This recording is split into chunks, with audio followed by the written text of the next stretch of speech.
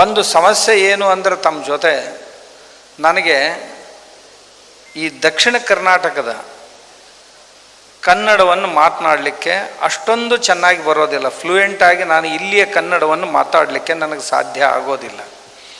ಯಾಕೆಂದರೆ ನಾನು ಮಹಾರಾಷ್ಟ್ರದವನಾಗಿರೋದ್ರಿಂದ, ಅದು ಬೆಳಗಾವಿಯ ದಕ್ಷಿಣದಲ್ಲಿ ಉತ್ತರದಲ್ಲಿ ನಾವಿರುವುದರಿಂದ, ಸೀಮಾ ಭಾಗದಲ್ಲಿ ಬರೋದರಿಂದ ನನ್ನ ಕನ್ನಡ ಸ್ವಲ್ಪ ರಫ್ ಆ್ಯಂಡ್ ಟಫ್ ಆಗಿರುತ್ತೆ. ತಾವು ಅದನ್ನು ಅರ್ಥ ಮಾಡಿಕೊಂಡ್ರೆ ಒಳ್ಳೆಯದಾದೀತು ಅಂತ ಭಾವಿಸ್ತೇನೆ. ಮತ್ತು ನಾನು ಏನು ಮಾತಾಡಬೇಕು ಅಂತ ಇಲ್ಲಿ ಬಂದ ನಂತರನೇ ನನಗೆ ಗೊತ್ತಾಯಿತು. ಅವರೇನೋ ವಾಟ್ಸಪ್ಗೆ ಹಾಕಿದ್ರು ನನಗೆ ನೋಡಲಿಕ್ಕೆ ಸಮಯ ಸಿಕ್ಕಿರಲಿಲ್ಲ.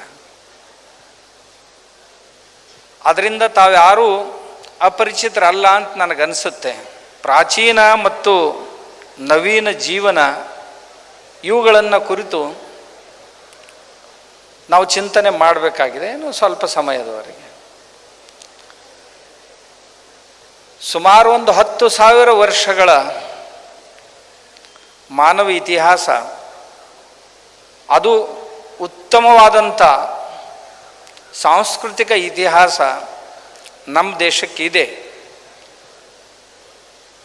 ಪ್ರಾಚೀನ ಸಂಸ್ಕೃತಿಗಳಲ್ಲಿ ಒಂದಾದಂಥದ್ದು ಅನ್ನೋದು ತಮ್ಗೆ ಗೊತ್ತಿದೆ. ಒಂದು 22-23 ಪ್ರಾಚೀನ ಸಂಸ್ಕೃತಿಗಳು ಜಗತ್ತಿನಲ್ಲೆಲ್ಲ ಇದ್ದವು. ಅವುಗಳಲ್ಲಿ ಭಾರತೀಯ ಸಂಸ್ಕೃತಿ ಪ್ರಾಚೀನ ಸಂಸ್ಕೃತಿಗಳಲ್ಲಿ ಒಂದಾಗಿತ್ತು. ಅದರಲ್ಲಿ ಒಂದೆರಡು ಸಂಸ್ಕೃತಿಗಳು ಉಳಿದುಕೊಂಡು ಬಂದಿವೆ. ಉಳಿದವುಗಳೆಲ್ಲ ಪರಿವರ್ತಿತಗೊಂಡಿವೆ. ಹಿಬ್ರು ಪೂರ್ತಿಯಾಗಿ ತೀರಿ ಮತ್ತೆ ಪುನರ್ಸ್ಥಾಪಿತ ಆಯಿತು. ಚೈನಾದವರು ಹೇಗೋ ಉಳಿಸ್ಕೊಂಡು ಬರ್ತಾ ಇದ್ದಾರೆ. ಅದು ಯಥಾವತ್ತಾಗಿ ಅಲ್ಲ. ನಾವು ಸಹಿತ ನಮ್ಮ ಸಂಸ್ಕೃತಿಯನ್ನು ಎಷ್ಟೋ ಪರಕೀಯ ಆಕ್ರಮಗಳು ನಷ್ಟ ಮಾಡುವ ಪ್ರಯತ್ನ ಮಾಡಿದಾಗ್ಯೂ ಸಹಿತ ಉಳಿಸ್ಕೊಂಡು ಬಂದಿದ್ದೀವಿ. ಅದು ಎಷ್ಟರ ಮಟ್ಟಿಗೆ ಉಳಿಸ್ಕೊಂಡು ಬಂದಿದ್ದೀವಿ, ಹೆಮ್ಮೆ ಪಡುವಷ್ಟು ಉಳಿಸ್ಕೊಂಡಿದ್ದೀವಿ. ಆದರೆ ಅತಿ ಹೆಚ್ಚು ಹೆಮ್ಮೆ ಪಡುವಷ್ಟು ಉಳಿಸ್ಕೊಂಡು ಬಂದಿಲ್ಲ ಅಂತ ನನಗನ್ನಿಸುತ್ತೆ. ಪರಕೀಯರು ನಮ್ಮ ಪ್ರಾಚೀನ ಸಂಸ್ಕೃತಿಯನ್ನು, ಜೀವನ ಪದ್ಧತಿಯನ್ನು ನಷ್ಟ ಮಾಡೋದಕ್ಕೆ ಎಷ್ಟು ಪ್ರಯಾಸ ಪಟ್ಟರೋ ಆವಾಗ ಅದನ್ನು ಮಾಡಲಿಕ್ಕೆ ಆಗಲಿಲ್ಲ. ಆದರೆ ಸ್ವಾತಂತ್ರ್ಯ ನಂತರದ ಕಾಲದಲ್ಲಿ ಪರಕೀಯರು ಇಲ್ಲಿಂದ ಹೊರಟು ಹೋದ ನಂತರ ನಮ್ಮವರು ಅವ್ರಿಗಿಂತಲೂ ಚೆನ್ನಾಗಿ ಆ ಕೆಲಸವನ್ನು ಮಾಡಿ ಈ ನಮ್ಮ ಸಂಸ್ಕೃತಿಯನ್ನು ತುಂಬ ಕ್ಷೀಣಗೊಳಿಸುವಂಥ ಕಾರ್ಯವನ್ನು ಮಾಡಿದ್ದಾರೆ, ಮಾಡುತ್ತಲೂ ಇದ್ದಾರೆ. ಯಾವ ವಿಷಯಗಳ ಕುರಿತು ನಾವು ಪ್ರಾಚೀನ ಮತ್ತು ನವೀನ ಜೀವನ ಪದ್ಧತಿಗಳನ್ನು ಹೋಲಿಸ್ಬೋದು ಅಂತ ಕೇಳಿದರೆ ಬಹಳ ಕಷ್ಟ. ಪ್ರಾಚೀನ ಗ್ರಾಮಗಳು, ಇಂದಿನ ಗ್ರಾಮಗಳು, ಪ್ರಾಚೀನ ಶಿಕ್ಷಣ ಪದ್ಧತಿ, ಇಂದಿನ ಶಿಕ್ಷಣ ಪದ್ಧತಿ, ಪ್ರಾಚೀನ ಸ್ಥಾಪತ್ಯಶಾಸ್ತ್ರ, ಇಂದಿನ ಸ್ಥಾಪತ್ಯಶಾಸ್ತ್ರ, ಪ್ರಾಚೀನ ಕುಶಲಕರ್ಮಗಳು, ಇಂದಿನ ಕುಶಲಕರ್ಮಗಳು, ಪ್ರಾಚೀನ ಕೃಷಿ, ಇಂದಿನ ಕೃಷಿ, ಪ್ರಾಚೀನ ವ್ಯಾಪಾರೋದ್ಯಮಗಳು, ಇಂದಿನ ವ್ಯಾಪಾರೋದ್ಯಮಗಳು, ಪ್ರಾಚೀನ ಸಾಮಾಜಿಕ ಜೀವನ, ಇಂದಿನ ಸಾಮಾಜಿಕ ಜೀವನ, ಇವುಗಳನ್ನು ನಾವು ನೋಡಿದೆವು ಅಂತಂದರೆ ಅಷ್ಟೊಂದು ಹೆಮ್ಮೆ ಪಡುವಷ್ಟನ್ನು ಉಳಿಸ್ಕೊಂಡಿದೆವೋ ಇಲ್ಲೋ ಅಂತ ಒಂದೊಂದು ಸಾರಿ ನಾವು ಮತ್ತೊಬ್ಬರಿಗೆ ಹೇಳುವಾಗ ಜೋರಾಗಿ ಹೇಳ್ಬೋದು, ನಮ್ದು ಆಗಿದೆ, ನಮ್ದು ಹೀಗಿದೆ, ಚೆನ್ನಾಗಿದೆ ಅಂತೆ. ಮೇಲೆ ನಾವು ಚೆನ್ನಾಗಿ ಕಂಡ್ರೂ ಸಹಿತ ಒಳಗೆ ಎಷ್ಟು ಪೊಳ್ಳಾಗಿದ್ದೀವಿ ಅಂದರೆ ಯಾವುದೇ ಕ್ಷಣಕ್ಕೆ ಹಿಂಗೆ ನುಗ್ಗಿಸಿದ್ರೆ ತಬ್ಬಿದ್ರೆ ಬಿದ್ದು ಬಿಡಬೇಕೇನೋ ಈ ಸಂಸ್ಕೃತಿ ಅನ್ನೋ ಮಟ್ಟದಲ್ಲಿ ಬಂದು ಮುಟ್ಟಿದ್ದೀವಿ.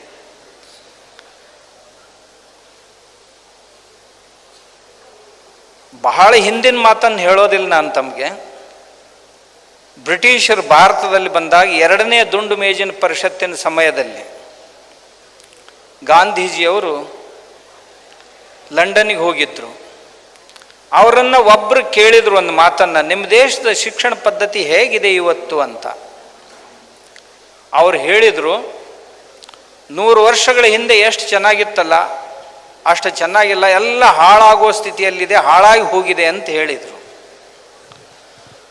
ಹೀಗೆ ಅಂದ ಮಟ್ಟಿಗೆ ವಿದೇಶಿಯರ ಕೈ ಬಿಡೋದಿಲ್ಲ. ಅವ್ರು ಕೇಳಿದರು, ಏನಾಗಿದೆ ಹಾಗೆ ಅಂತ ಕೇಳಿದರು. ಅದಕ್ಕೆ ಪುರಾವೆಗಳು ಏನು ಅಂತ ಕೇಳಿದರು. ಇವರು ಹೇಳಿದರು,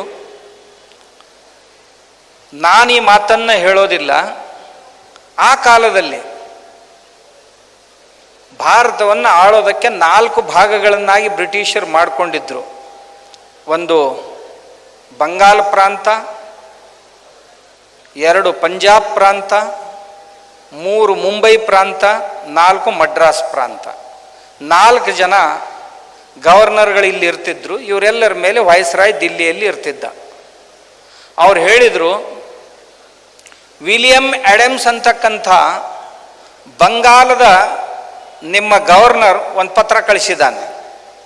ವಿಷ್ಣುಪುರ ಅಂತಕ್ಕಂಥ ಗ್ರಾಮ ಬಂಗಾಲದಲ್ಲಿ, ಅಲ್ಲಿ ನಾನು ಆ ವಿಷ್ಣುಪುರಕ್ಕೆ ಭೇಟಿಯಾದಾಗ ಆ ಊರಿನ ಒಂದು ಮನೆಗಳಿಗೂ ಸಹಿತ ಬೀಗ ಹಾಕಿರಲಿಲ್ಲ. ನಾನು ನೋಡಿದ ಭಾರತ ಅಂತ ಹೇಳ್ತಾನೆ ಆತ. ಒಂದು ಮನೆಗೂ ಸಹಿತ ಬೀಗ ಹಾಕಿರಲಿಲ್ಲ. ಯಾವುದಾದ್ರೂ ವಸ್ತು ಕಳೆದು ಹೋದಲ್ಲಿ ಅಥವಾ ಕಳವಾಗಿದ್ದಲ್ಲಿ ಊರಿನ ಮಧ್ಯಭಾಗದ ಒಂದು ಕಟ್ಟೆಯ ಮೇಲೆ, ಜಗುಲಿಯ ಮೇಲೆ ಆ ವಸ್ತುಗಳನ್ನು ತಂದಿಡುವಂಥ ಪದ್ಧತಿ ಅಂದಿತ್ತು. ಎಷ್ಟೋ ಜನ ತಂದು ಇಡ್ತಾ ಇದ್ರು. ಆಮೇಲೆ ಯಾರು ಕಳೆದುಕೊಂಡಿದ್ರು ಅವ್ರು ಮರಳಿ ಒಯ್ತಾ ಇದ್ರು. ಇದನ್ನು ನಾನು ಕಣ್ಣಿಂದ ನೋಡಿದ್ದೇನೆ ಅಂತ ಬ್ರಿಟಿಷ್ ಗೌರ್ಮೆಂಟ್ಗೆ ಪತ್ರ ವ್ಯವಹಾರದಲ್ಲಿ ತಿಳಿಸಿದ್ದಾನೆ. ಇದನ್ನು ಧರ್ಮಪಾಲ್ಜಿ ಅಂತಕ್ಕಂಥವ್ರು ಬ್ಯೂಟಿಫುಲ್ ಟ್ರೀ ಅಂತಕ್ಕಂಥ ಒಂದು ಪುಸ್ತಕದಲ್ಲಿ, ಧರ್ಮಪಾಲರು ಬ್ರಿಟಿಷ್ ಪಾರ್ಲಿಮೆಂಟ್ ಗ್ರಂಥಾಲಯದಲ್ಲಿ ಒಂದು 35 ವರ್ಷಗಳವರೆಗೆ ಅಧ್ಯಯನ ಮಾಡ್ತಾರೆ. ಬರೀ ಬ್ರಿಟಿಷ್ ಅಧಿಕಾರಿಗಳು, ಬ್ರಿಟಿಷ್ ಸರ್ಕಾರ, ಭಾರತದಲ್ಲಿರುವಂಥ ಬ್ರಿಟಿಷ್ ಅಧಿಕಾರಿಗಳು ಬ್ರಿಟಿಷ್ ಸರ್ಕಾರದ ಜೊತೆಗೆ ಮಾಡಿದಂಥ ಪತ್ರ ವ್ಯವಹಾರಗಳನ್ನು ಮಾತ್ರ ಓದಿದ್ದಾರೆ, ಮತ್ತೇನನ್ನೂ ಓದಿಲ್ಲ. ಅವುಗಳನ್ನೇ ಆಧಾರವಾಗಿಟ್ಟುಕೊಂಡು ಒಂದು 10 ಖಂಡಗಳನ್ನು ರಚನೆ ಮಾಡಿದ್ದಾರೆ. ಅದರಲ್ಲಿ ಒಂದು ಖಂಡ ಶಿಕ್ಷಣದ ಕುರಿತು ಬ್ಯೂಟಿಫುಲ್ ಟ್ರೀ ಅಂತಕ್ಕಂಥ ಪುಸ್ತಕ, ಅದರಲ್ಲಿ ಬಂದಿರುವಂಥ ಉಲ್ಲೇಖ. ಇಂಥ ಶಿಕ್ಷಣ ಪದ್ಧತಿ ಆವಾಗಿತ್ತು. ಇನ್ನೊಂದು ಮಾತನ್ನು ಮುಂದುವರೆದು ಹೇಳ್ತಾರೆ. ಯಾಕಂತಂದರೆ ವಿಲಿಯಂ ಆಡಮ್ಸ್ ಅವರ ಆಗಿರಲಿ ಅಥವಾ ಮಡ್ರಾಸ್ನ ಗವರ್ನರ್ ಆಗಿದ್ದಂಥ ಥಾಮಸ್ ಅವರೇ ಆಗಿರಲಿ, ಈ 4 ಜನ ರಿಪೋರ್ಟ್ ಮಾಡಿದ್ದಿಷ್ಟೇ, ಭಾರತದಲ್ಲಿ 7 ಲಕ್ಷಕ್ಕೂ ಮೀರಿ ಹಳ್ಳಿಗಳಿವೆ. ಒಂದೂ ಹಳ್ಳಿಯೂ ಸಹಿತ ಶಿಕ್ಷಣ ವ್ಯವಸ್ಥೆಯ ಅಭಾವದಿಂದ ಕೂಡಿಲ್ಲ. ಎಲ್ಲ ಹಳ್ಳಿಗಳಲ್ಲಿಯೂ ಸಹಿತ ಸ್ಕೂಲ್ಗಳಿವೆ, ಗುರುಕುಲಗಳಿವೆ, ವಿಶ್ವವಿದ್ಯಾಲಯಗಳಿವೆ. ಸುಮಾರು 16,000 ವಿಶ್ವವಿದ್ಯಾಲಯಗಳು, 7 ಲಕ್ಷಕ್ಕೂ ಮೀರಿ ಸ್ಕೂಲ್ಗಳು ಈ ದೇಶದಲ್ಲಿ ಇವೆ. ಅವರು ಅದರಲ್ಲಿ ರಿಪೋರ್ಟಿಂಗ್ ಮಾಡ್ತಾರೆ. ಆ ಶಿಕ್ಷಣ ಪದ್ಧತಿ ಎಷ್ಟು ಚೆನ್ನಾಗಿದೆ ಅಂತಂದರೆ, ಇಬ್ಬರು ಗೆಳೆಯರ ರಸ್ತೆಯಲ್ಲಿ ಹೋಗ್ತಾ ಇದ್ದರೆ ಒಬ್ಬನ ಕಾಲಲ್ಲಿ ಮುಳ್ಳು ಚುಚ್ಚಿದ್ರೆ ಇನ್ನೊಬ್ಬನ ಕಣ್ಣಲ್ಲಿ ನೀರು ಬರುತ್ತೆ. ಇಷ್ಟೊಂದು ಸಂವೇದನಶೀಲವಾದಂಥ ಶಿಕ್ಷಣವಿದೆ ಆ ದೇಶದಲ್ಲಿ ಅಂತ ಹೇಳ್ತಾರೆ. ಒಬ್ಬರು ಇನ್ನೊಬ್ಬರಿಗಾಗಿ ಕಣ್ಣೀರು ಸುರಿಸುವಂಥ ವ್ಯವಸ್ಥೆಯನ್ನು ಅಲ್ಲಿಯ ಶಿಕ್ಷಣ ನೀಡುತ್ತೆ ಅಂತ. ಅದರ ಜೊತೆಗೆ ಅವ್ರು ಹೇಳ್ತಾರೆ, ಈ ದೇಶದಲ್ಲಿ ಒಂದು ಅನರ್ಥಕಾರಿ ವ್ಯವಹಾರಗಳು ನಡೆಯೋದಿಲ್ಲ, ಅಷ್ಟು ಒಳ್ಳೆಯ ಶಿಕ್ಷಣವನ್ನು ಇವರು ಕೊಡ್ತಾರೆ ಅಂತ. ಅದರ ಜೊತೆಗೆ ಅವ್ರು ಹೇಳಿದ್ದೇನು ಅಂದರೆ, ಅಲ್ಲಿಯ ಶಿಕ್ಷಣದಲ್ಲಿ ದಕ್ಷಿಣದಲ್ಲಿ 94%, ಉತ್ತರದಲ್ಲಿ 92% ಸಾಕ್ಷರತೆ ಇದೆ ಅಂತಕ್ಕಂಥ ಮಾತನ್ನು ಹೇಳ್ತಾರೆ. ಅಷ್ಟು ಚೆನ್ನಾಗಿತ್ತು ನಮ್ಮ ಶಿಕ್ಷಣ ಪದ್ಧತಿ. ನಮ್ಮ ಶಿಕ್ಷಣ ಪದ್ಧತಿಯಲ್ಲಿ ಚತುರ್ದಶ ವಿದ್ಯೆ, ಚತುಷ್ಷಷ್ಟಿ ಕಲೆಗಳನ್ನು ಕಲಿಸ್ತಾ ಇದ್ದರು. ಅದನ್ನು ಕಲಿತುಕೊಂಡಂಥವರು ಒಬ್ಬರೂ ನಿರುದ್ಯೋಗಿಗಳು ನಮ್ಮ ದೇಶದಲ್ಲಿ ಮನೆ ಹೊರಗೆ ತಿರುಗಾಡೋದಕ್ಕೆ ಸಿಗ್ತಿರಲಿಲ್ಲ. ಪ್ರತಿಯೊಂದು ಮನೆಯಲ್ಲಿ ಯಾವುದಾದ್ರೂ ಒಂದು ಉದ್ಯೋಗ, ವ್ಯವಸಾಯ ನಡೆಯುತ್ತಲೇ ಇತ್ತು. ಯಾರ ಮನೆಯೂ ಖಾಲಿ ಇರ್ತಿರಲಿಲ್ಲ ಅಂತಕ್ಕಂಥ ಮಾತು. ಯಾರೂ ತಮ್ಮ ಕರಗಳನ್ನು ಅಥವಾ ತಮ್ಮ ಟ್ಯಾಕ್ಸ್ಗಳನ್ನು ತಪ್ಪಿಸುತ್ತಿರಲಿಲ್ಲ. ಬಂದು ನಿಂತು ಸರಿಯಾಗಿ ವರ್ಷಕ್ಕೊಂದು ಸಾರಿ ರಾಜನಲ್ಲಿ ತಮ್ಮ ಕರಗಳನ್ನು ಕಟ್ತಾ ಇದ್ರು, ಟ್ಯಾಕ್ಸ್ಗಳನ್ನು ಕಟ್ತಾ ಇದ್ರು ಅಂತ ಬರೆದಿದ್ದಾರೆ. ಆಮೇಲೆ ಅಲ್ಲಿ ಕೂಡಿಸೋದು, ಕಳೆಯೋದು, ಗುಣಾಕಾರ, ಭಾಗಾಕಾರಗಳ ಪರೀಕ್ಷೆ ಆ ಗುರುಕುಲಗಳಲ್ಲಿ ಆಗ್ತಾ ಇರಲಿಲ್ಲ. ಆ ಗುರುಕುಲಗಳ ಪರೀಕ್ಷೆ ನಿತ್ಯವೂ ನಡೆಯುತ್ತಿತ್ತು. ಏನು, ಮಕ್ಕಳು ಪ್ರಾಮಾಣಿಕರಾಗಿದ್ದಾರೋ ಇಲ್ಲೋ, ಮಕ್ಕಳು ಸಾಹಸಿಗಳಾಗಿದ್ದಾರೋ ಇಲ್ಲೋ, ಮಕ್ಕಳು ಸಂವೇದನಾಶೀಲತೆಯಿಂದ ಕೂಡಿದವರು ಆಗಿದಾರೋ ಇಲ್ಲೋ, ಮಕ್ಕಳು ಧೈರ್ಯವಂತರಾಗಿದ್ದಾರೋ ಇಲ್ಲೋ, ಮಕ್ಕಳು ಕಠಿಣ ಪರಿಶ್ರಮಿಗಳಾಗಿದ್ದಾರೋ ಇಲ್ಲೋ, ಮಕ್ಕಳು ಸುಳ್ಳು ಹೇಳ್ತಾರೋ ಅಥವಾ ಸತ್ಯ ಹೇಳ್ತಾರೋ, ಮಕ್ಕಳು ಮತ್ತೊಬ್ಬರನ್ನು ನಿಂದಿಸುವವರಿದ್ದಾರೋ ಅಥವಾ ಸ್ತುತಿಸುವವರಿದ್ದಾರೋ, ಇಂಥ ಪರೀಕ್ಷೆಗಳು ಪ್ರತಿ ದಿವಸ ನಡೀತಿದ್ದು ಅಂತ ನಮ್ಮ ಪ್ರಾಚೀನದ ಶಿಕ್ಷಣದ ಕುರಿತು ಹೇಳ್ತಾ ಇದ್ದಾರೆ. ಅದನ್ನೇ ನಾವು ಇಂದಿನ ದಿನಮಾನಕ್ಕೆ ಹೋಲಿಸಿದರೆ ತಮ್ಗೆ ಗೊತ್ತಾಗುತ್ತೆ. ಇಷ್ಟು ಅಲ್ಲ, ತಮಗೆ ಗೊತ್ತಿರಬಹುದು, ಈ ನಮ್ಮ ನಲಂದಾ ಯೂನಿವರ್ಸಿಟಿಗೆ ಬೆಂಕಿ ಹಾಕಿದಂಥ ಮನುಷ್ಯ ಬಕ್ತಿಯಾರ್ ಖಿಲ್ಜಿ ಹೊರಗೆ ನಿಂತು ಬಂದಿದ್ದ. ಈ ಬಕ್ತಿಯಾರ್ ಖಿಲ್ಜಿ ಭಾರತಕ್ಕೆ ಬಂದಾಗ ದೊಡ್ಡ ಸೈನ್ಯ ತಗೊಂಡು ಬಂದಿದ್ದ. ಈಶಾನ್ಯ ಭಾರತವನ್ನು ಆಕ್ರಮಿಸಬೇಕು ಅಂತ ಹೊರಟಾಗ ಆಸಾಮಿನ ರಾಜಕುಮಾರನಾದಂಥ ಪೃಥು, ಒಂದು ವೇಳೆ ಈತ ನನ್ನ ರಾಜ್ಯದಲ್ಲಿ ಒಳಸೇರಿದ್ದೇ ಆದರೆ ನನ್ನ ಶಿರವನ್ನೇ ಬ್ರಹ್ಮಪುತ್ರಿಗೆ ಅರ್ಪಣೆ ಮಾಡ್ತೇನೆ ಅಂತ ಪ್ರತಿಜ್ಞೆ ಮಾಡ್ತಾನೆ. ಅವನು ಬರುವಂಥ ದಾರಿಯನ್ನು ಸುಗಮ ಬರಲಿಕ್ಕೆ ಬಿಡೋದಿಲ್ಲ. ದಾರಿಯಲ್ಲಿರುವಂಥ ಎಲ್ಲ ಹಣ್ಣಿನ ಗಿಡಗಳ ಹಣ್ಣನ್ನೆಲ್ಲ ಕಿತ್ತು ಹಾಕಿಸ್ಬಿಡ್ತಾನೆ. ದಾರಿಯಲ್ಲಿರುವಂಥ ಎಲ್ಲ ಬೆಳೆಗಳು ಏನು ಬಂದಿದ್ದು ಹೊಲದಲ್ಲಿ ಅವಾಗೆಲ್ಲ ಬೆಂಕಿ ಹಾಕಿಬಿಡ್ತಾನೆ. ದಾರಿಯಲ್ಲಿ ಬರುವಾಗ ನೀರಿನ ಜಲಸ್ರೋತಗಳಂತೇನಿದ್ದು ಅವುಗಳಲ್ಲಿ ವಿಷವನ್ನು ಬೆರೆಸಿಬಿಡ್ತಾನೆ. ಇದಕ್ಕೆ ದಗ್ಧಭೂ ಯುದ್ಧ ನೀತಿ ಅಂತ ಕರೀತಾರೆ, ದಗ್ಧಭೂ ಅಂತ. ಆತ ಸಿಲಿಗುಡಿ ದಾಟಿ ಹೇಗೆ ಪ್ರವೇಶ ಮಾಡ್ತಾ ಇದ್ದ, ಆತನಿಗನಿಸ್ತು ಇನ್ನು ಮುಂದೆ ನಾವು ಮುಂದೆ ಸಾಗೋದು ಕಷ್ಟ ಅಂತ. ಮುಂದೆ ಹೋದಾಗ ರಾಜ ಪೃಥುಕುಮಾರ ತನ್ನ ಸೈನ್ಯವನ್ನು ತಗೊಂಡು ಆಕ್ರಮಿಸಿ ಈತನನ್ನು ಥಳಿಸಲು ಆರಂಭಿಸಿದಾಗ ಮರಳಿ ಓಡಲಿಕ್ಕೆ ಪ್ರಾರಂಭ ಮಾಡ್ತಾನೆ. ಆದರೆ ಪೃಥುಕುಮಾರ ಏನು ವ್ಯವಸ್ಥೆ ಮಾಡಿದ್ದ ಅಂದರೆ, ನದಿಗಳ ಮೇಲೆ, ನಾಲೆಗಳ ಮೇಲೆ ಸಣ್ಣ ಸಣ್ಣ ಬ್ರಿಡ್ಜ್ಗಳನ್ನು ಏನು ಕಟ್ಟಿ ಬಂದಿದ್ನಲ್ಲ, ಈತ ಮುಂದೆ ಬಂದ ತಕ್ಷಣ ಹಿಂದೆ ಅವುಗಳನ್ನೆಲ್ಲ ಕೆಡವಿ ಹಾಕುವಂಥ ವ್ಯವಸ್ಥೆಯನ್ನು ಮಾಡಿದ್ದ. ಹೀಗಾಗಿ ಸಹಜವಾಗಿ ಮರಳಿ ಓಡಲಿಕ್ಕೆ ಬರ್ತಿರಲಿಲ್ಲ. ಸೈನ್ಯ ನಷ್ಟ ಆಯಿತು. ಕೆಲವು ಜನರನ್ನು ಕರ್ಕೊಂಡು ಹೋಗುವಂಥ ಪರಿಸ್ಥಿತಿ ಬಂತ ಅವನಿಗೆ. ಹೋಗ್ತಾ ಹೋಗ್ತಾ ಕಾಯಿಲೆ ಬಿದ್ದ. ಅವನ ಯುದ್ಧ ಸೈನಿಕರ ಸಮೂಹದಲ್ಲಿ ವೈದ್ಯರಿದ್ದರು. ಆ ವೈದ್ಯರು ಮಾಡಿದಂಥ ಉಪಚಾರ ಆತನಿಗೆ ಫಲ ಕೊಡಲಿಲ್ಲ. ಭಾರತೀಯ ವೈದ್ಯರನ್ನು ಕರೆಸಬೇಕು ಅಂತ ಕೇಳಿದ. ಅವ್ರು ಬಂದರು. ಅತಿ ಒಳ್ಳೆಯ ವೈದ್ಯರು ಯಾರು ಅಂದ್ರೆ, ನಲಂದಾ ಯೂನಿವರ್ಸಿಟಿಯಲ್ಲಿ ಆಯುರ್ವೇದ ವಿಭಾಗದ ಪ್ರಮುಖರನ್ನು ಕರೆಸಬೇಕು ಅಂತ ಆಚಾರ್ಯ ರಾಹುಲ್ರನ್ನು ಕರೆಸಿದ್ರು. ಅವ್ರು ಬಂದು ಇವ್ರನ್ನ ನೋಡಿದರು. ಆಗ ಬಕ್ತಿಯಾರ್ ಖಿಲ್ಜಿ ಹೇಳಿದ, ನಾನು ಕಾಫಿರ್ಗಳಿಂದ ಯಾವುದೇ ಔಷಧ ತಗೊಳ್ಳೋದಿಲ್ಲ, ನೀನು ಬರೇ ಸಲಹೆಗಳನ್ನು ಕೊಡ್ಬೋದು ನನಗೆ ಅಂತ ಹೇಳಿದ.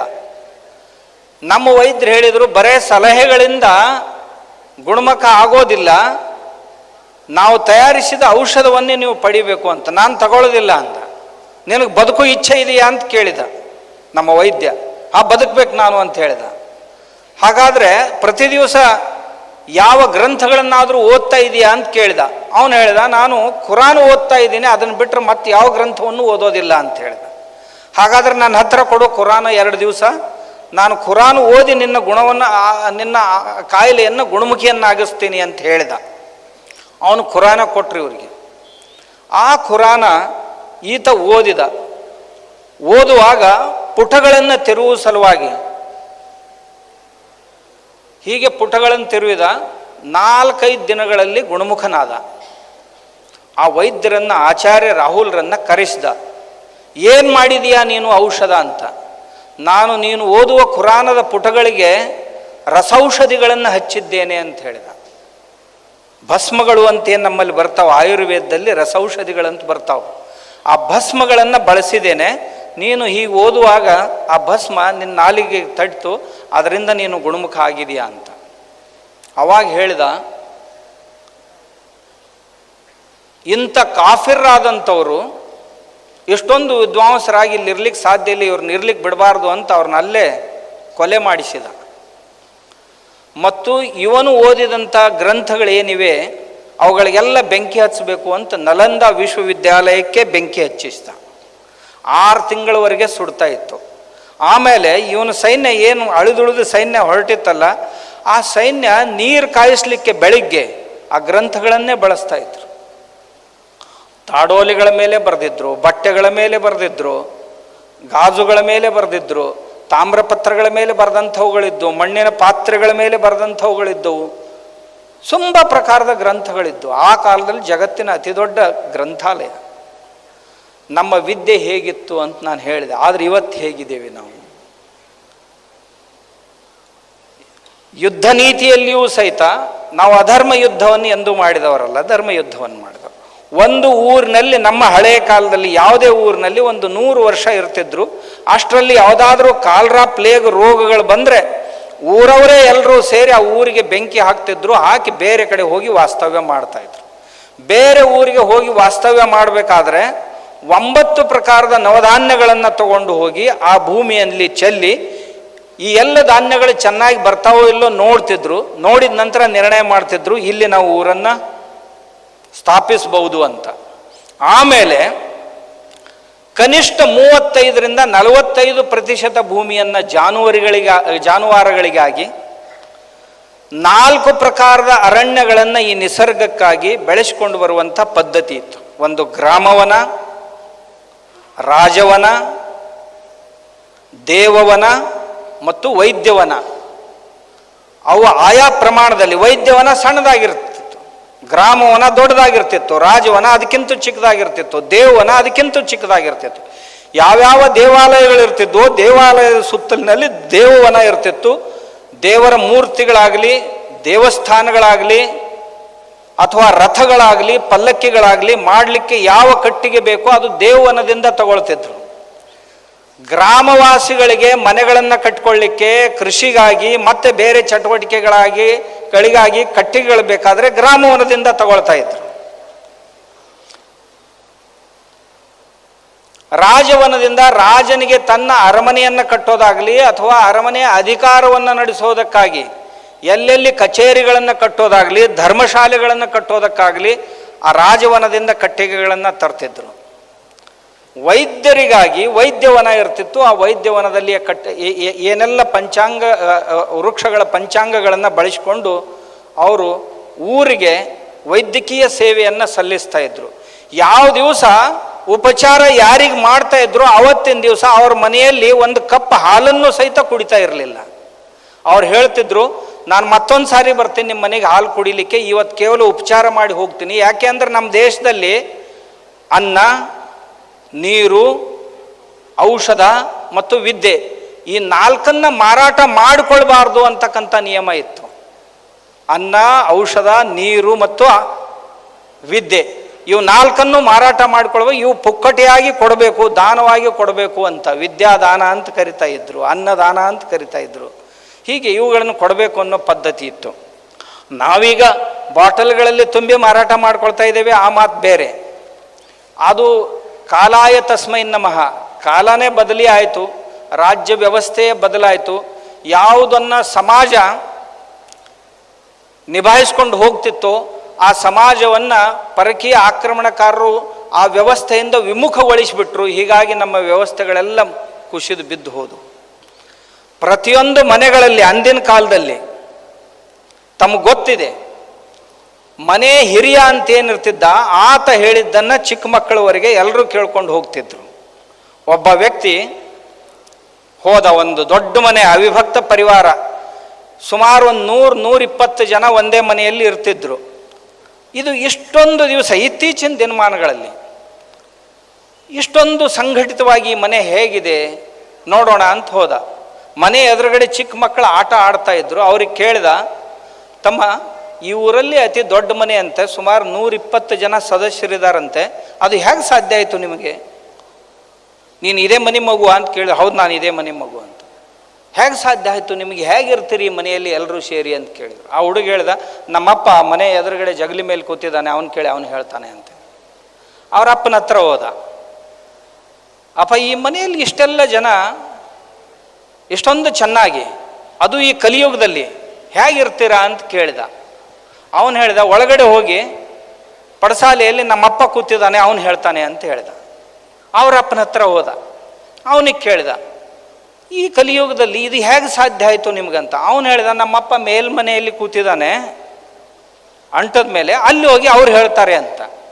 ಅವನು ಮೇಲ್ಗಡೆ ಹೋದ, ಮೇಲ್ಗಡೆ ಹೋಗಿ ಕೇಳಿದ, ಹೇಗೆ ಸಾಧ್ಯ ಆಯ್ತು ನಿಮಗೆ ಅಂತ. ಆ ಯಜಮಾನ ಕೇಳಿದ, ಗೊತ್ತಾಗಲಿಲ್ಲ ನಿಮಗೆ? ನಾನು ಇಲ್ಲೆಲ್ಲ ನೀವು ಬರುವಾಗಿಂದೆಲ್ಲ ನೋಡ್ತಾನೆ ಇದ್ದೆ, ನನ್ನ ಮರಿಮಗ ಇದ್ದ, ಅವನು ಹೇಳಿದ, ಮೊಮ್ಮಗನೂ ಹೇಳಿದಾನೆ, ಮಗನೂ ಹೇಳಿದಾನೆ, ಇಷ್ಟಾದರೂ ಗೊತ್ತಾಗಲಿಲ್ಲ ನಿಮಗೆ ಅಂತ ಕೇಳಿದ. ಏನು ಗೊತ್ತಾಗಲಿಲ್ವಲ್ಲ ಅಂತ. ಈ ಮನೆಯಲ್ಲಿ ಹಿರಿಯರನ್ನು ಗೌರವಿಸುವಂಥ ಪದ್ಧತಿ ಇದೆ, ಆದ್ದರಿಂದ ಇದು ಉಳಿದುಕೊಂಡಿದೆ ಅಂತ ಹೇಳಿದ. ಯಾರು ತಮ್ಮಷ್ಟಕ್ಕೆ ತಾವು ಸರ್ವಾಧಿಕಾರಿಗಳು ಅಂತ ಭಾವಿಸೋದಿಲ್ಲ. ಈ ಮನೆಯಲ್ಲಿ ಪ್ರತಿಯೊಬ್ಬರೂ ತಮ್ಮ ಹಿರಿಯರನ್ನು ಗೌರವಿಸ್ತಾರೆ. ತಮ್ಮ ಹಿರಿಯರೇ ಇದನ್ನು ಹೇಳಬೇಕು. ಅವನಿಗೆ ಗೊತ್ತಿತ್ತು, ಹೇಳ್ಬೋದಾಗಿತ್ತು, ಆದರೆ ಆತ ಹೇಳ್ದ, ನಮ್ಮ ಹಿರಿಯರು ಹೇಳ್ತಾರೆ, ನಮ್ಮ ಹಿರಿಯರು ಹೇಳ್ತಾರೆ. ನಮ್ಮ ಹಿರಿಯ ಏನಿದ್ದಾನೆ ಅವನು ಏನು ಹೇಳ್ತಾನೋ, ಅವನು ಹೇಳಿದ ಮಾತನ್ನು ಇವತ್ತು ನಮ್ಮ ಮನೆಯಲ್ಲಿ ಎಲ್ಲರೂ ಕೇಳ್ತೇವೆ. ಹೀಗಾಗಿ ಈ ಮನೆ ಒಗ್ಗಟ್ಟಾಗಿದೆ, ಚೆನ್ನಾಗಿದೆ ಅಂತ ಹೇಳಿದ್ರಂತೆ. ಇದು ಒಂದು ವ್ಯವಸ್ಥೆ ಆಗಿತ್ತು. ಆ ಮನೆಯಲ್ಲಿ ವಿಕಲಾಂಗರದ ಅಂಗವಿಕಲರು ಇರಬಹುದು, ಅಂದರೆ ದಿವ್ಯಾಂಗರು, ಅಥವಾ ಆ ಮನೆಯಲ್ಲಿ ಯಾರಾದರೂ ಮತಿಮಂದರಾಗಿರಬಹುದು, ಅಥವಾ ಕಾಯಿಲೆ ಬಿದ್ದಂಥವ್ರು ಆಗಿರಬಹುದು, ರೋಗಗಳಿಂದ ಕೂಡಿದಂಥವರು. ಇವ್ರು ಯಾರೂ ಆ ಮನೆಗೆ ಭಾರ ಆಗ್ತಿರಲಿಲ್ಲ. ಯಾಕಂದ್ರೆ ಮನೆಯಲ್ಲಿ ಜನ ಸಿಕ್ಕಾಪಟ್ಟೆ ಇರ್ತಿದ್ರು. ದುಡಿಯೋರು ದುಡಿತಾನೆ ಇರ್ತಿದ್ರು, ಉಣ್ಣೋರು ಉಣ್ತಾನೆ ಇರ್ತಿದ್ರು, ಆಡುವವರು ಆಡ್ತಾನೆ ಇರ್ತಿದ್ರು. ಯಾರಿಗೂ ಮನೆ ಭಾರ ಆಗ್ತಿರಲಿಲ್ಲ. ಇದು ನಮ್ಮ ಪ್ರಾಚೀನ ಜೀವನ ಪದ್ಧತಿಯಾಗಿತ್ತು. ಇವತ್ತು ನಮ್ಮ ಅಣುಪರಿವಾರಗಳಂತೇನಿವೆ, ನಾವಿಬ್ಬರೇ ಇರಬೇಕು, ಇಬ್ಬರನ್ನು ಬಿಟ್ಟು ಮತ್ತೊಬ್ರು ಯಾರೂ ಬೇಡ. ಮನೆ ನೋಡ್ಲಿಕ್ಕೆ ಹೋಗಿದ್ರು ಅಂದರೆ ಎಷ್ಟು ಜನ ಇದ್ದಾರೆ ನಿಮ್ಮ ಮನೆಯಲ್ಲಿ ಅಂತ ಕೇಳ್ತಾರೆ. ಡಸ್ಟ್ಬಿನ್ಗಳು ಎಷ್ಟಿವೆ ಅಂತ ಕೇಳ್ತಾರೆ. ತಮ್ಗೆ ಗೊತ್ತಿದೆಯಲ್ಲೋ ಗೊತ್ತಿಲ್ಲ ನನಗೆ. ಡಸ್ಟ್ಬಿನ್ಗಳು ಎಷ್ಟಿವೆ ನಿಮ್ಮ ಮನೆಯಲ್ಲಿ ಅಂತ. ಹಾಗಂದ್ರೆ ಏನು? ಡಸ್ಟ್ಬಿನ್ಗಳಂದರೆ ವೃದ್ಧರು ಎಷ್ಟು ಜನ ಇದ್ದಾರೆ ನಿಮ್ಮ ಮನೆಯಲ್ಲಿ ಅಂತ. ಹಾಗಾದರೆ ಇವ್ರು ಯಾರೂ ವೃದ್ಧರು ಆಗಲ್ವಾ? ಎಂದಿಲ್ಲ ನಾಳೆ ಮುಂದೆ. ವೃದ್ಧರಿಗೆ ಡಸ್ಟ್ಬಿನ್ ಅಂತ ಕರೆಯುವಂಥ ಈ ಸಂಸ್ಕೃತಿ ಇದು ಹೇಗೆ ಉಳಿದೀತು ಬೆಳೆದೀತು? ಕಷ್ಟ ಹೇಳೋದು. ಯಾರೂ ಇರಬಾರ್ದು ಮನೆಯಲ್ಲಿ, ನಾವಿಬ್ಬರೇ ಇರಬೇಕು. ಅದು ಶಹರಗಳಲ್ಲಿ ಬರಲಿಕ್ಕೆ ತಯಾರಿದೆಯಾ ಅಂತ ಕೇಳ್ತಾರೆ. ಮತ್ತು ಅದು ನೌಕರಿ ಇದೆಯಾ? ಇದ್ದರೆ ಸರ್ಕಾರಿ ನೌಕರಿ ಇದೆಯಾ? ಸರ್ಕಾರಿ ನೌಕರಿ ಇದೆ ಅಂದ ತಕ್ಷಣ ಭೂಮಿ ಇದೆಯಾ? ಒಂದು ವೇಳೆ ಯಾರು ಸಸ್ಪೆಂಡ್ ಆದರೆ ಊರಿಗೆ ಬರ್ಲಿಕ್ಕೆ ಬೇಕಲ್ಲ, ಭೂಮಿ ಇದೆಯಾ ಅಂತ ಕೇಳ್ತಾರೆ. ಭೂಮಿ ಇದೆ ಅಂತಂದರೆ ಈಗ ಹೋಗಿ ಅಲ್ಲಿ ಇರಲಿಕ್ಕೆ ತಯಾರಿದ್ದೀರಾ? ನಮಗೆ ಬೆಂಗಳೂರಲ್ಲಿರಬೇಕು, ಮುಂಬೈನಲ್ಲಿರಬೇಕು, ಹಾಗಿದ್ದರೆ ಮಗಳನ್ನು ಕೊಡ್ತೀವಿ ಅಂತ ಹೇಳ್ತಾರೆ. ಇದು ಇಂದಿನ ಪದ್ಧತಿ. ತಂದೆ ತಾಯಿಗಳನ್ನು ಸಹಿತ ತೊರೆದು ಅಲ್ಲಿ ಹೋಗಬೇಕು ಅಂತಕ್ಕಂಥ ಇಂದು ಈ ಸ್ಥಿತಿಗೆ ಬಂದ್ಬಿಟ್ಟಿದೆ. ಆದಾಗ್ಯೂ ಕೆಲವು ಭಾಗಗಳಲ್ಲಿ ಇನ್ನೂ ಒಳ್ಳೆಯ ಸಂಸ್ಕಾರಗಳು ಇವೆ. ನಾನು ಏನು ಹೇಳ್ತೇನೆ ಅಂತಂದರೆ, ಯಾರಪ್ಪ ಮಕ್ಕಳು ಅಂತ ಯಾರಿಗೆ ಕರೆಯೋದು ಇವತ್ತಿನ ದಿವಸ? ದೇವಕೀ ಪರಮಾನಂದಂ ಕೃಷ್ಣಂ ಒಂದೇ ಜಗದ್ಗುರುಂ. ಯಾರು ದೇವಕಿಯ ಪಾಲಿಗೆ ಪರಮಾನಂದವನ್ನು ನೀಡುವಂಥವ್ರು ಆಗ್ತಾರೋ ಅವ್ರಿಗೆ ಮಕ್ಕಳು ಅಂತ ಕರೀತಾರೆ ಅನ್ನೋದನ್ನು ನಾವು ಯಾವಾಗಲೂ ಕೇಳ್ತೀವಿ. ಯಾರು ತಾಯಿಯ ಕಣ್ಣಲ್ಲಿ ಎಂದೂ ನೀರನ್ನು ಬರಿಸಿಕೊಡುವುದಿಲ್ಲವೋ ಅವರಿಗೆ ಮಕ್ಕಳು ಅಂತ ಕರಿಬೇಕು ಅಂತ. ತಾಯಿ ಯಾವಾಗಲೂ ಕಣ್ಣಲ್ಲಿ ನೀರು ತರಬಾರ್ದು ಮಕ್ಕಳಿಂದಾಗಿ. ತಂದೆ ಮಕ್ಕಳಿಂದಾಗಿ ಎಂದೂ ಸಮಾಜದಲ್ಲಿ ತಲೆ ತಗ್ಗಿಸುವಂತಾಗಬಾರ್ದು.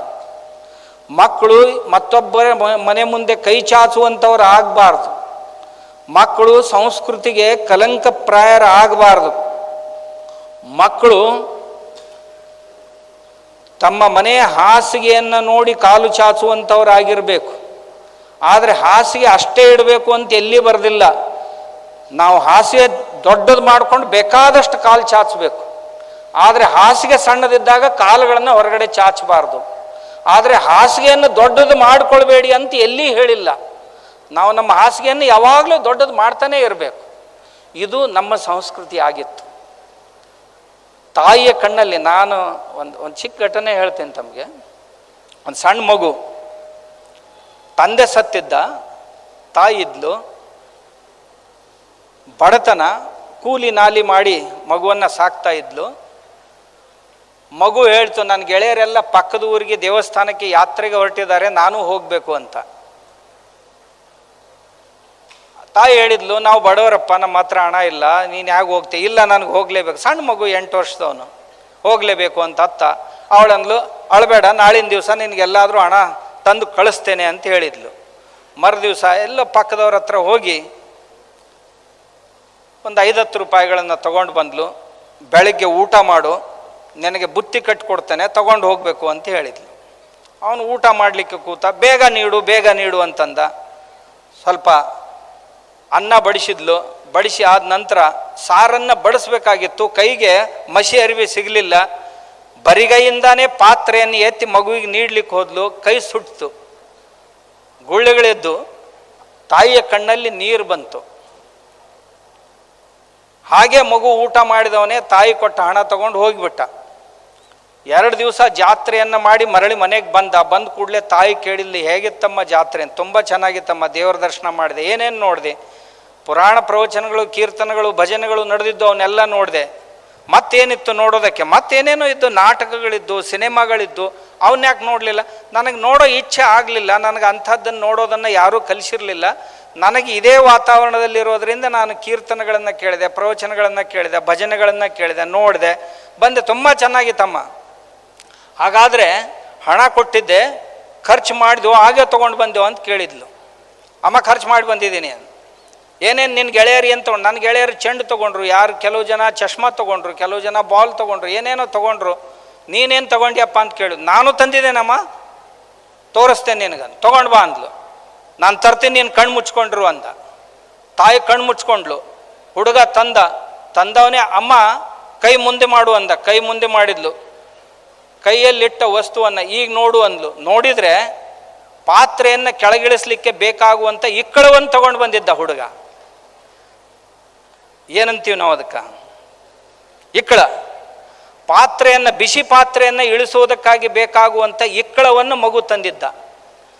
ತಾಯಿ ಕೇಳಿದ್ಲು, ಏನೋ ತಮ್ಮ ಎಷ್ಟು ಚಿಕ್ಕ ವಯಸ್ಸಿನಿಂದ ತಿನ್ನಲಿಕ್ಕೆ ಅಂತ ಕೊಟ್ಟಂಥ ಹಣದಿಂದ ಇಕ್ಕಳ ತಗೊಂಡು ಬಂದಿಯಲ್ಲ ಅಂತ.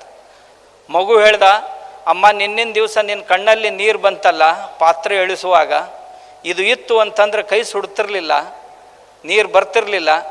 ನನ್ನ ಕೆಲಸ ನನ್ನ ತಾಯಿ ಕಣ್ಣಲ್ಲಿ ನೀರು ಬರೆಸ್ಬಾರ್ದಲ್ಲ, ಅದಕ್ಕೆ ನಾನು ಇದನ್ನು ತಗೊಂಡು ಬಂದೆ ಅಂದ. ಇವತ್ತಿನ ಮಕ್ಕಳು ಏನು ತರ್ತಾರೆ ನಿಮಗೆ ಗೊತ್ತು? ಯಾವುದೋ ಪಾತ್ರೆಗಳನ್ನು ತಗೊಂಡು ಹೋದರೆ ಮನೆಗೆ ಮರಳಿ ತರ್ತಾರೆ ಅನ್ನೋ ಗ್ಯಾರಂಟಿನೂ ಇರಲ್ಲ. ಟಿಫಿನ್ ಬಾಕ್ಸ್ಗಳನ್ನೇ ಮಾರಾಟ ಮಾಡಿಕೊಂಡು ಶರೆ ಕುಡ್ಕೊಂಡು ಹೋಗುವಂಥ ಪೀಳಿಗೆಯನ್ನು ನಾವು ಇವತ್ತಿನ ದಿವಸ ನೋಡ್ತೀವಿ. ಇದು ಮಕ್ಕಳು. ಅಂದರೆ ನಮ್ಮ ಹಳೆಯ ಸಂಸ್ಕೃತಿ ಹೀಗಿತ್ತು, ಇಂದಿನ ಸಂಸ್ಕೃತಿ ಹೀಗಿದೆ. ನಮ್ಮ ಉದ್ಯೋಗ ವ್ಯಾಪಾರಗಳು ಪ್ರತಿಯೊಂದು ಮನೆಯಲ್ಲಿಯೂ ಸಹಿತ ಏನಾದರೂ ನಿರ್ಮಾಣ ಮಾಡ್ತಿದ್ರು, ಪರಸ್ಪರ ಒಬ್ಬರಿಗೆ ಕೊಡ್ತಿದ್ರು. ಮನೆಗಳು ಪರಸ್ಪರ ಅವಲಂಬಿಯಾಗಿದ್ದು, ಆದರೆ ಗ್ರಾಮ ಮಾತ್ರ ಸ್ವಾವಲಂಬಿ ಆಗಿರ್ತಿತ್ತು. ಆದರೆ ಇವತ್ತಿನ ದಿವಸ ಬೆಳಗಿನ ಟೂತ್ಪೇಸ್ಟ್ನಿಂದ ಹಿಡ್ಕೊಂಡು ರಾತ್ರಿ ಮಲಗುವ ಹಾಸಿಗೆಗಳವರೆಗೆ ಎಲ್ಲದರಲ್ಲೂ ನಾವು ಪರಾವಲಂಬಿಗಳು. ಅಂದಿಗೂ ಇಂದಿಗೂ ಹೋಲಿಸಿದರೆ ಊರಲ್ಲೇ ಬಟ್ಟೆಗಳು ತಯಾರಾಗ್ತಾ ಇದ್ದು, ಊರಲ್ಲೇ ಚಪ್ಪಲಿಗಳು ತಯಾರಾಗ್ತಾ ಇದ್ದು, ಊರಲ್ಲಿಯೇ ಉಣ್ಣುವ ಪದಾರ್ಥಗಳು ತಯಾರಾಗ್ತಿದ್ದು, ಬಿಲ್ಡಿಂಗ್ ಮಟೀರಿಯಲ್ಸ್ ಎಲ್ಲ ಊರಲ್ಲೇ ಸಿಗ್ತಿತ್ತು, ವಾಹನಗಳೆಲ್ಲ ಊರಲ್ಲೇ ಸಿಗ್ತಿದ್ದು. ಆದರೆ ಇವತ್ತಿನ ದಿವಸ ಹಾಗಿಲ್ಲ. ನಾವು ತುಂಬ ಬೆಳವಣಿಗೆ ಆಗಿದೆ, ಆದರೆ ಯಾವ ವಸ್ತು ಊರಲ್ಲಿ ಸಿಗೋದಿಲ್ಲ. ಈಗ ನಾನು ಒಂದು 100 ಗ್ರಾಮಗಳನ್ನು ಆತ್ಮನಿರ್ಭರ ಗ್ರಾಮಗಳನ್ನಾಗಿ ಮಾಡಬೇಕು ಅಂತ ಸರ್ವೆ ಮಾಡ್ತಾ ಇದ್ದೆ. ಈ 15 ದಿನಗಳ ಹಿಂದೆ ಒಂದು ಮನೆಯಿಂದ ಸುಮಾರು ಒಂದು 400 ವಸ್ತುಗಳ ಸರ್ವೆ ಮಾಡಿಸಿದ್ದೀನಿ. ಬೆಳಗಿಂದ ಹಿಡಿದು ಸಾಯಂಕಾಲದವರೆಗೆ, ಚೈತ್ರದಿಂದ ಫಾಲ್ಗುಣದವರೆಗೆ ಬೇಕಾಗುವಂಥ ವಸ್ತುಗಳ ಸರ್ವೆ ಮಾಡಿದರೆ 400 ವಸ್ತುಗಳ ಸರ್ವೆ ಮಾಡಿ, ಇದರಲ್ಲಿ ಈ ಊರಲ್ಲಿ ಎಷ್ಟು ತಯಾರಾಗ್ತವೆ ಅಂತ ನೋಡಿದರೆ 5% ತಯಾರಾಗೋದಿಲ್ಲ ಆ ಊರಲ್ಲಿ. ಇವ್ರ ಮನೆಯಲ್ಲಿ ಎಷ್ಟಿವೆ ಅಂದರೆ 1% ಮಾತ್ರ ಅವ್ರ ಮನೆಯಲ್ಲಿ ಇತ್ತು, ಅದು ಇಲ್ಲ. ನಮ್ಮ ಕಾಲದಲ್ಲಿ, ಹಳೆಯ ಕಾಲದಲ್ಲಿ ಎಲ್ಲವೂ ಅವ್ರ ಮನೆಯಲ್ಲಿ ಅವ್ರ ಊರಲ್ಲೇ ಸಿಗ್ತಿತ್ತು. ಇದು ಅಂತರ. ವ್ಯಾಪಾರ ಒಂದು ಕೊಟ್ಟು ಒಂದು ಕೊಳ್ತಾ ಇದ್ದೀವಿ. ಇವತ್ತು ನಮ್ಮ ಹಣ ಎಲ್ಲ ಹೊರಗೆ ಹೋಗ್ತಾ ಇದೆ, ಮರಳಿ ಬರುವಂಥದ್ದೇನಿಲ್ಲ. ವಿದ್ಯೆಯೂ ಸಹಿತ ಹೀಗೆ ಇತ್ತು, ಬುದ್ಧಿಯೂ ಸಹಿತ ಹೀಗೆ ಇತ್ತು.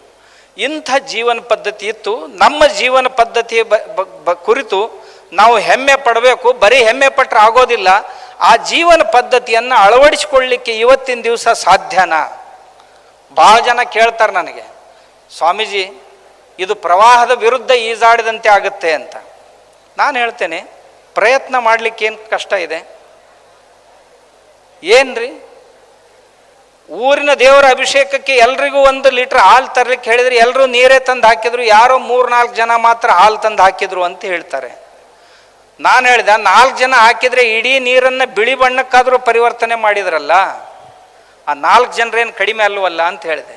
ಹಾಗೆ ಯಾವುದೇ ದೇಶದ ವ್ಯವಸ್ಥೆಯನ್ನು ಪರಿವರ್ತಿಸೋದಕ್ಕಾಗಿ ನಾವು ಮಾಡಬೇಕಾದಂಥ ನಮ್ಮ ಕೆಲಸವನ್ನು ನಾವು ಮಾಡಬೇಕು ಅಂತ. ನಮ್ಮ ಮಠದಲ್ಲಿ ನಾನೊಂದು ಗುರುಕುಲ ತೆಗೆದಿದ್ದೀನಿ. ನಿಮಗೆ ಆಶ್ಚರ್ಯ ಅನ್ನಿಸ್ಬೋದು. 14 ವಿದ್ಯೆಗಳು ಮತ್ತು ಚತುಷ್ಷಷ್ಟಿ ಕಲೆಗಳನ್ನು ಕಲಿಸ್ತಾ ಇದ್ದೀನಿ. 12 ವರ್ಷ ಉಚಿತವಾಗಿ 250 ಮಕ್ಕಳಿದ್ದಾರೆ, 100 ಹುಡುಗಿಯರಿದ್ದಾರೆ, 150 ಹುಡುಗರಿದ್ದಾರೆ. ಆ ಹುಡುಗರಿಗೆ ಎಂಥ ವಿದ್ಯೆಯನ್ನು ಕಲಿಸ್ತಾ ಇದ್ದೀವಿ ಅಂದರೆ, ಇಲ್ಲಿ ನಿಂತರೆ ದಿಗಂತದವರೆಗೆ ಎಷ್ಟು ಕಾಣಿಸುತ್ತೆ, ಇದು ಯಾವುದೂ ನನಗೆ ಗೊತ್ತಿಲ್ಲ, ಇದನ್ನು ಮಾಡಲಿಕ್ಕೆ ಬರೋದಿಲ್ಲ ಅಂತ ಅಂದಿರಬಾರ್ದು ಅವನು. ಅದನ್ನೆಲ್ಲ ಕಲಿಸ್ತಾ ಇದ್ದೀವಿ ಮಕ್ಕಳಿಗೆ. ಮಕ್ಕಳು ಕಲಿತಾ ಇದ್ದಾರೆ. ನಮ್ಮ ಮಕ್ಕಳು ಸಂಸ್ಕೃತ ಅಂತಾಕ್ಷರಿಯನ್ನು 7-8 ಗಂಟೆಗಳವರೆಗೆ ಅಂತಾಕ್ಷರಿಯನ್ನು ನಡೆಸ್ತಾರೆ. ಎಷ್ಟು? 14-15 ವರ್ಷದ ಮಕ್ಕಳು. ಆಯುರ್ವೇದ ಗೊತ್ತು ಅವರಿಗೆ, ಖಗೋಳಶಾಸ್ತ್ರ ಗೊತ್ತು. ಎಲ್ಲಿಯವರೆಗೆ ಅಂದರೆ, ಇತ್ತೀಚೆಗೆ ನಾವು ಇಸ್ರೋದ ಡೆಪ್ಯೂಟಿ ಡೈರೆಕ್ಟರ್ನ ಕರೆಸಿದ್ದೆ ನಾನು, ವೆಂಕಟೇಶ್ ಶರ್ಮಾ ಅವ್ರನ್ನ. ಅವ್ರು ಹೇಳಿದರು, ಈ ಮಕ್ಕಳು ಇಷ್ಟು ಟ್ಯಾಲೆಂಟ್ ಆಗಿದ್ದಾರೆ, ಇವರಿಂದ ನಾನೊಂದು ಸ್ಯಾಟಲೈಟ್ ತಯಾರು ಮಾಡಿ ಆಕಾಶಕ್ಕೆ ಬಿಡಿಸ್ತೀನಿ ಅಂತ ಹೇಳಿದರು. ಬರೀ ಪ್ರಾಚೀನ ಅಲ್ಲ, ನಮ್ಮ ಪ್ರಾಚೀನದಲ್ಲಿ ಆಧುನಿಕತೆಯೂ ತುಂಬಿಕೊಂಡಿದೆ. ನಮ್ಮ ಗುರುಕುಲದ ಮಕ್ಕಳು ಯುದ್ಧ ಕಲೆಗಳಲ್ಲಿ 10-20 ಯುದ್ಧ ಕಲೆಗಳಲ್ಲಿ ನಿಪುಣರು. ನಮ್ಮ ಮಕ್ಕಳು ಆಯುರ್ವೇದದಲ್ಲಿ ನಿಪುಣರು, ನಿಸರ್ಗಶಾಸ್ತ್ರದಲ್ಲಿ ನಿಪುಣರು, ಗಣಿತದಲ್ಲಿ ನಿಪುಣರು. ಗಣಿತದಲ್ಲಿ ಕ್ಯಾಲ್ಕುಲೇಟರ್ಗಿಂತಲೂ ಫಾಸ್ಟಾಗಿ ಲೆಕ್ಕ ಹಾಕ್ತಾರೆ. ಎಲ್ಲ ಕೂಡಿಸೋದು, ಕಳೆಯೋದು, ಗುಣಾಕಾರ, ಭಾಗಾಕಾರ. ಕ್ಯಾಲ್ಕುಲೇಟರ್ಗೆ ಸಮಯ ಸಿಗುತ್ತೆ, ಅವ್ರು ಬರೀ ಬೆರಳುಗಳ ಮೇಲೆ ಮಾಡ್ತಾರೆ. ಅವ್ರಿಗೆ ಒಂದೊಂದು ಗ್ರಂಥಗಳು ಮುಖೋದ್ಗತ. ಮತ್ತೆ ಇನ್ನೊಂದು ಆಶ್ಚರ್ಯ ಅಂದರೆ, ಈ ನಮ್ಮ ಗುರುಕುಲದಲ್ಲಿ ಬಂದಂಥ ಮಕ್ಕಳು ಯಾರು ಅಂಥ ವಿದ್ಯೆಯ ಪಾರ್ಶ್ವಭೂಮಿ ಇರುವಂಥ ಮನೆಯಿಂದ ಬಂದಂಥವ್ರು ಅಲ್ಲ. ಎಲ್ಲ ಜಾತಿಯ ಮಕ್ಕಳಲ್ಲಿದ್ದಾರೆ, ಎಲ್ಲ ವರ್ಗದ ಮಕ್ಕಳಲ್ಲಿದ್ದಾರೆ. ಅವರ ತಂದೆ ತಾಯಿಗಳಿಗೆ ಓದಲಿಕ್ಕೂ ಬರೋದಿಲ್ಲ, ಬರೀಲಿಕ್ಕೂ ಬರೋದಿಲ್ಲ, ಅಂಥವ್ರ ಮಕ್ಕಳಿದ್ದಾರೆ. ಅವ್ರು ಉಚ್ಚಾರ ಮಾಡೋದನ್ನು ನೋಡಿದರೆ ನಮ್ಮ ಆಚಾರ್ಯರು ಹೇಳ್ತಾರೆ, ನಮಗಿಂತಲೂ ಈ ಮಕ್ಕಳು ಚೆನ್ನಾಗಿ ಉಚ್ಚಾರ ಮಾಡ್ತಾರೆ. ಅಷ್ಟೇ ಅಲ್ಲ, ಅವರಿಗೆ ಶಿಲ್ಪಶಾಸ್ತ್ರವನ್ನು ನಾವು ಕಲಿಸ್ತಾ ಇದ್ದೀವಿ. ಬದುಕಲಿಕ್ಕೆ ಬೇಕಾದಂಥ ಎಲ್ಲ ಕಲೆಗಳನ್ನು, ಚಪ್ಪಲಿ ಮಾಡುವುದನ್ನು ಹಿಡ್ಕೊಂಡು ಕೇಶಕರ್ತನದವರೆಗೆ, ಒಂದು ಮೋಟಾರನ್ನು ತಯಾರು ಮಾಡೋದ್ರ ಹಿಡ್ಕೊಂಡು ರೈಲ್ವೆ ತಯಾರು ಮಾಡುವವರೆಗೂ ಅವರನ್ನು ನಾವು ತಯಾರು ಮಾಡ್ತಾ ಇದ್ದೀವಿ, ಕಟಿಬದ್ಧರನ್ನಾಗಿ ಮಾಡ್ತಾ ಇದ್ದೀವಿ. ಇದು ನಮ್ಮ ಮಕ್ಕಳು. ಬಹಳ ಜನ ನನಗೆ ಆರಂಭದಲ್ಲಿ ಅಂದರು, ಏನು ಮಾಡ್ತಾರೆ ಇದನ್ನು ಮಾಡಿ ಏನಾಗೋದು ಅಂತ. ಈಗ ಬಂದವರೆಲ್ಲ ಕೇಳ್ತಾರೆ, ನಮ್ಮ CBSE ಸ್ಕೂಲ್ ಬಂದ್ ಮಾಡಿ ನಾವು ಇದನ್ನು ಸ್ಟಾರ್ಟ್ ಮಾಡ್ತೀವಿ, ನಮಗೆ ನೀವು ಆಚಾರ್ಯರನ್ನು ಪೂರೈಸಲಿಕ್ಕೆ ಸಾಧ್ಯನಾ ಅಂತ. ನಾನು ಹೇಳಿದೆ, ನನಗೆ ಕೊಡ್ಲಿಕ್ಕೆ ಆಗೋದಿಲ್ಲ, ನೀವೇ ಕಳಿಸ್ರಿ ಕೆಲವು ಜನರನ್ನ, ನಾನು ಅವ್ರನ್ನ ತಯಾರು ಮಾಡಿ ಕೊಡ್ತೀನಿ ನಿಮಗೆ ಅಂತ. ಬರುವಂಥ ಕೆಲವು ವರ್ಷಗಳಲ್ಲಿ ದೇಶದ ಪ್ರತಿ ಜಿಲ್ಲೆಗೆ ಒಂದಾದರೂ ಇಂಥ ಗುರುಕುಲಗಳು ಆರಂಭ ಆಗ್ತಾ ಇವೆ. ಜನರು ಹೆಮ್ಮೆ ಪಡುವಂಥ ಶಿಕ್ಷಾ ಪದ್ಧತಿ ದೇಶದಲ್ಲಿ ಬರುತ್ತೆ. ನಮ್ಮ ಮಕ್ಕಳಿಗೆ 8-10 ಪ್ರಕಾರದ ಸಂಗೀತಗಳನ್ನು ಕಲಿಸ್ತಾ ಇದ್ದೇವೆ, ಸಂಗೀತವನ್ನು. ಅಷ್ಟೇ ಅಲ್ಲ, ಮಕ್ಕಳು ಕಣ್ಣು ಕಟ್ಕೊಂಡು ಗ್ರಂಥಗಳನ್ನು ಓದ್ತಾರೆ. ನಮ್ಮ ಮಕ್ಕಳು ಯಾವುದೇ ಅಪರಾಧ ಮಾಡಿರಲಿ, ಯಾವುದೇ ಕೆಲಸ ಇರಲಿ, ಕಣ್ಣು ಮುಚ್ಕೊಂಡು ಕೂತ್ರೆ ಆ ಅಪರಾಧ ಮಾಡಿದಂಥ ವ್ಯಕ್ತಿ, ಇತ್ತೀಚೆಗೆ ಜೂನ್ 27ರ ಪೂರ್ವದಲ್ಲಿ ಒಂದು ಮಾತನ್ನು ಹೇಳಿದ್ರು ನಮ್ಮ ಮಕ್ಕಳು, ಒಂದು ಬಹುದೊಡ್ಡ ಅಪಘಾತ ಆಗಲಿದೆ ದೇಶದಲ್ಲಿ ಅಂತ. ಅದು ಒಡಿಸ್ಸಾದಲ್ಲಿ ರೈಲ್ವೆ ದುರಂತ ಆಯಿತು. ತದನಂತರದಲ್ಲಿ ಹೇಳಿದ್ರು, ಆ ಘಟನೆಗಳು ಘಟಿಸಿದು. ಇಷ್ಟೇ ಅಲ್ಲ, ಅವರ ಎದುರಿಗೆ ನೀವು ಯಾರಾದರೂ ಕೂತ್ರೆ ನಿಮ್ಮ ಮನೆಯಲ್ಲಿ ಯಾವ ವಸ್ತುವನ್ನು ಎಲ್ಲಿಟ್ಟಿದ್ದೀರಿ ಅನ್ನೋದನ್ನು ಅತ್ಯಂತ ಅನುಚಾನವಾಗಿ ಹೇಳ್ತಾರೆ. ನೀವು ಇಂಥ ಕಪಾಟ್ನಲ್ಲಿ ಅದರ ಒಳಗಡೆ ಇನ್ನೊಂದು ಲಾಕ್ ಇದೆ, ಆ ಲಾಕರ್ನಲ್ಲಿ ಇಷ್ಟು ಬಂಗಾರ ಇದೆ, ಇಷ್ಟು ಬೆಳ್ಳಿ ಇದೆ, ಇಷ್ಟು ಹಣ ಇದೆ ಅಂತ ನಿಶ್ಚಿತವಾಗಿ ಹೇಳ್ತಾರೆ. ಇಷ್ಟೇ ಅಲ್ಲ, ನಾವು ಏರ್ ಸ್ಟ್ರೈಕ್ ಮಾಡಿದಾಗ ಕ್ಯಾಪ್ಟನ್ ಅಭಿನಂದನ್ ಅರೆಸ್ಟ್ ಆದಾಗ ಕೇಳಿದೀವಿ, ಈ ಹುಡುಗ ಎಲ್ಲಿದ್ದಾನೆ ಅಂತ. ಅವ್ರು ಹೇಳಿದರು, ಪಾಕಿಸ್ತಾನ್ ಮಿಲಿಟರಿ ಕೈಯಲ್ಲಿದ್ದಾನೆ ಅಂತ. ಎಂದು ಬಿಡ್ತಾರೆ ಇವನ್ನ? 2 ದಿವಸದಲ್ಲಿ ಬರ್ತಾನೆ ಅಂತ ಹೇಳಿದರು. ಜನರಲ್ ಬಾಜ್ವಾ ಏನು ಮಾಡ್ತಾ ಇದ್ದಾನೆ ಅಂತ ಕೇಳಿದ್ ನಾನು. ಜನರಲ್ ಬಾಜ್ವಾ ಭಾರತದ ಮೇಲೆ ಆಕ್ರಮಣ ಮಾಡುವ ಕುರಿತು ಅವರ ಹಿರಿಯ ಅಧಿಕಾರಿಗಳ ಜೊತೆ ಚರ್ಚೆ ಮಾಡ್ತಾ ಇದ್ದಾನೆ, ಆದರೆ ಯಾವ ನಿರ್ಣಯಕ್ಕೂ ಅವ್ರು ಬರ್ಲಿಕ್ಕೆ ಆಗೋದಿಲ್ಲ ಅಂತ. ಇದು ಒಂದು ವಿದ್ಯೆ. ನಮ್ಮ ಮಹಾಭಾರತದಲ್ಲಿ ಧೃತರಾಷ್ಟ್ರನಿಗೆ ಸಂಜಯ ಏನು ರನ್ನಿಂಗ್ ಕಾಮೆಂಟ್ರಿ ಮಾಡ್ತಾ ಇದ್ದ, ಆ ವಿದ್ಯೆ ಇದು. ಬೇಕಾದದ್ದನ್ನು ಬೇಕಾದಲ್ಲಿಂದ ನೋಡಿ ತಿಳಿಸ್ಬೋದು. ಆ ವಿದ್ಯೆ ಇನ್ನೂ ಜೀವಂತವಾಗಿದೆ ನಮ್ಮ ದೇಶದಲ್ಲಿ, ಇದನ್ನು ಮಾಡಬಹುದು. ನಾನು ಇತ್ತೀಚೆಗೆ ಈಗ 2024ಕ್ಕೆ ಪೂರ್ವದಲ್ಲಿ ಒಂದು ದೊಡ್ಡ ಅಟ್ಯಾಕ್ ಆಗುವಂಥ ಸಂಭವ ಇದೆ, ಭಾಳ ಜನ ಹೇಳಿದ್ದಾರೆ. ಹಾಗಾದರೆ ಅದಕ್ಕಾಗಿ ಟ್ರೈನಿಂಗ್ ಯಾವ ಗ್ರಾಮದಲ್ಲಿ ನಡೆದಿದೆ, ಅವ್ರಿಗೆ ಯಾರ್ಯಾರು ಜನ ಏನೇನು ಪೂರೈಕೆ ಮಾಡ್ತಾ ಇದ್ದಾರೆ ವ್ಯವಸ್ಥಾಪನೆಗೆ, ಎಲ್ಲವನ್ನು ನಿಶ್ಚಿತವಾಗಿ ಹೇಳುವ ವ್ಯವಸ್ಥೆ ಇದೆ ನಮ್ಮ ವಿದ್ಯೆಯಲ್ಲಿ. ಅದು ನಮ್ಮ ಮಕ್ಕಳು ಕಲಿಬೇಕು. ಅಂಥದ್ದನ್ನು ನಾವು ಕಲಿತೀವಿ ಅಂದರೆ ನಾವು ಸುರಕ್ಷಿತ, ದೇಶನೂ ಸುರಕ್ಷಿತ. ಇದಕ್ಕೆ ಯಾವ ಟೆಕ್ನಾಲಜಿ ಬೇಕಾಗಿಲ್ಲ, ಲೈಟ್ ಬೇಕಾಗಿಲ್ಲ, ಇದಕ್ಕೆ ಯಾವ ರಾಕೆಟ್ಸ್ ಬೇಕಾಗಿಲ್ಲ, ರಡಾರ್ಸ್ ಬೇಕಾಗಿಲ್ಲ, ಆಮೇಲೆ ಮತ್ತಾವುದು ಬೇಕಾಗಿಲ್ಲ. ಬರೀ ಧ್ಯಾನದಿಂದ ಇದನ್ನು ಕಲೀಲಿಕ್ಕೆ ಸಾಧ್ಯ. ಆಮೇಲೆ ತಾವು ಯಾವುದನ್ನು ಕಿವಿ ಹಿಡ್ಕೊಂಡು ಊಟ ಬೈಟಕ್ ಅಂತೀವಲ್ಲ, ಅದು ಶಿಕ್ಷೆ ಅಲ್ಲ, ಅದು ಒಂದು ವಿದ್ಯೆಯನ್ನು ಪಡೆಯುವಂಥ ಸಾಧನೆ. ಅದನ್ನು ನಾವು ಮಾಡಿ ನೋಡಿದ್ವಿ. ಇವುಗಳನ್ನು ಜಗ್ಗೋದ್ರಿಂದ ಸ್ಮರಣ ಶಕ್ತಿ ಹೆಚ್ಚಾಗುತ್ತೆ ಅನ್ನೋದನ್ನು. ಇರಲಿ, ಒಟ್ಟು ನಮ್ಮ ಶಿಕ್ಷಣ ಪದ್ಧತಿ ಹೀಗಿತ್ತು, ನಮ್ಮ ಗ್ರಾಮಗಳು ಹೀಗಿದ್ದು, ವ್ಯಾಪಾರ ಹೀಗಿತ್ತು, ಇವತ್ತಿಂದ ಹೀಗಿದೆ. ಹಾಗಾದರೆ ಇದರಿಂದ ನಾವು ತಗೊಳ್ಳೋದೇನು? ನಮ್ಮ ಹಳೆಯದನ್ನು ಚೆನ್ನಾಗಿ ತಿಳಿದುಕೊಂಡು ಹೊಸ ತಂತ್ರಜ್ಞಾನದ ಜೊತೆಗೆ ಇದನ್ನು ಹೇಗೆ ಬಳಸ್ಕೊಳ್ಬೇಕು ಅನ್ನೋದನ್ನು, ಸರ್ವಭೂತ ಹಿತೇ ರತಃ ಅಂತಕ್ಕಂಥ ಸೂತ್ರವನ್ನು ನಮ್ಮ ಎದುರಿಗಿಟ್ಕೊಂಡು ಇದನ್ನು ಹೇಗೆ ಬಳಸ್ಕೊಳ್ಬೇಕು ಅನ್ನೋದನ್ನು ಅವಗತ ಮಾಡಿಕೊಂಡದ್ದೇ ಆದಲ್ಲಿ ದೇಶಕ್ಕೆ ಒಳ್ಳೆಯದಾದೀತು. ದೇಶ ವಿಶ್ವಗುರು ಆಗಲಿಕ್ಕೆ ಸಮಯ ಹಿಡಿಯೋದಿಲ್ಲ ಅಂತಕ್ಕಂಥ ಮಾತನ್ನು ಹೇಳ್ತಾ, ನಿಮ್ಮೆಲ್ಲರ ಜೊತೆಗೆ ಸಂವಾದ ಮಾಡಲಿಕ್ಕೆ ಅವಕಾಶ ಮಾಡಿಕೊಟ್ಟಂಥ ಪೂಜ್ಯಪಾದ ಈಶಪ್ರಿಯ ಶ್ರೀಪಾದರ ಚರಣಗಳಲ್ಲಿ ವಂದಿಸುತ್ತಾ ಎಲ್ಲ ಗುರು ವೃಂದಕ್ಕೂ ಹಾಗೂ ವಿದ್ಯಾರ್ಥಿ ವೃಂದಕ್ಕೂ ವಂದನೆಗಳು.